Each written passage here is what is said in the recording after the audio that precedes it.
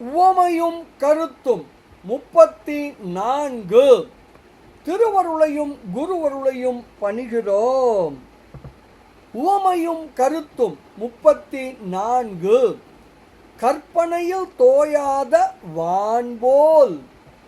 இந்த உவமையை பண்டார சாத்திரங்கள் தொகுப்பிலே உபதேச பகருடை எனும் நூலிலே 64வது மற்றும் 65வது வரிகளிலே அருள் திரு தட்சிணாமூர்த்தி தேசிகர் கையாளுகிறார். உவமையை முழுமையாக காண்போம். நிற்கின்ற வானகத்தில் நிற்கும் சராசரங்கள் நிற்பு அழிந்து பின்னும் உண்டாய் நீங்குகின்ற கற்பனையில் தோயாத வான்போல். இதுவே முழுமையான உவமை. உவமை என்ன சொல்லுகிறது?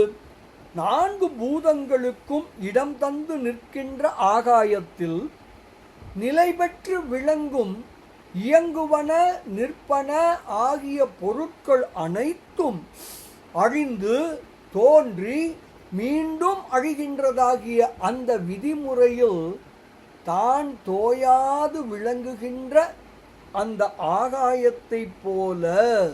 இதுவே உவமை. சரி, இந்த உவமை விளக்கும் கருத்துதான் என்ன?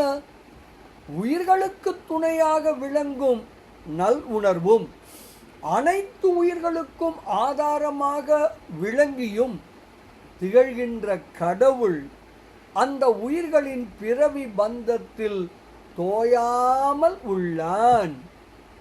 உயிர்களோடு அவன் ஒன்று கூடி இருந்த பொழுதும் உயிர்கள் பிறவி பந்தத்தில் ஆழ்கின்றன. ஆனால் அவன் எந்த பந்தமும் உருவதில்லை. எனவே பெருமான் அவிகாரி.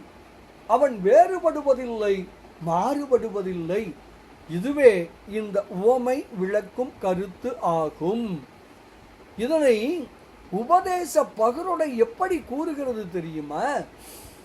நிற்கின்ற வானகத்தில் நிற்கும் சராசரங்கள் நிற்பு அழிந்து பின்னும் உண்டாய் நீங்குகின்ற கற்பனையில் தோயாத வான்போல். துணையான நல் உணர்வும் தோயாத உண்மை துணிக என்று ஸ்ரீ தட்சிணாமூர்த்தி தேசிகர் தாம் அருளி செய்த உபதேச பகருடை எனும் அற்புத நூலின் 64 மற்றும் 65வது வரிகளில் மிக தெளிவாக விளக்குகிறார். விகாரி அறிவோம், கருணை உணர்வோம், சிவானந்தம் நுகர்வோம், திருவருளையும் குருவருளையும் பணிவோமாக. சிவாய நம. திருச்சிற்றம்பலம்.